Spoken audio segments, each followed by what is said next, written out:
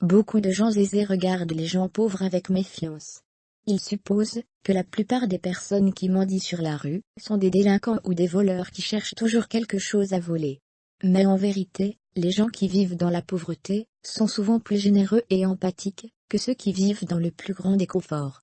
John Tu avait l'habitude de passer ses journées à mendier dans les rues de Nairobi, au Kenya. C'est quelque chose qui irrite de nombreux chauffeurs, parce qu'ils supposent que les mendiants sont des voleurs. Cependant, John Tu a prouvé que, non seulement il n'est pas un voleur, mais qu'il a aussi un cœur en or. Un jour, alors que le garçon mendiait, il s'est approché d'une voiture, pour demander de l'argent. Mais quand il a regardé à l'intérieur, John a été choqué, par ce qu'il a vu. La personne qui conduisait la voiture était reliée à plusieurs tubes, et respirait grâce à un réservoir d'oxygène. La femme s'appelait Gladys Gammand.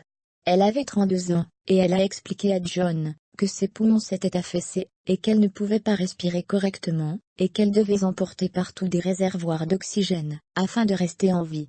John a été choqué de réaliser qu'en dépit de sa pauvreté, il y avait des gens dans le monde qui avaient une vie bien plus difficile que lui, parce qu'ils n'avaient même pas la santé.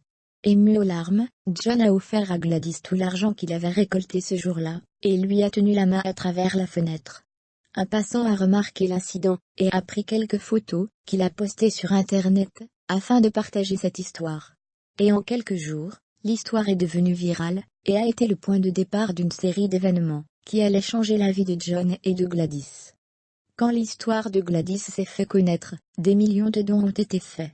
Au total, 80 000 $ ont été récoltés et grâce à de parfaits étrangers, Gladys a pu aller en Inde, pour recevoir un traitement. Et comment va John? Eh bien, après toute l'attention qu'il a reçue grâce aux réseaux sociaux, il a finalement été adopté par une mère aimante. Nisi Wambugu, la femme qui l'a adopté, lui a aussi permis d'étudier. Au final, la gentillesse de John a aidé Gladys, mais lui a aussi permis d'avoir une mère et une maison. Partagez cette histoire touchante avec vos amis et votre famille.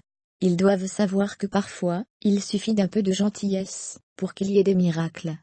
Si la vidéo vous a plu, ou vous a touché, n'hésitez pas à mettre un pouce bleu, et à la partager. Vous pouvez aussi regarder mes autres vidéos. Merci.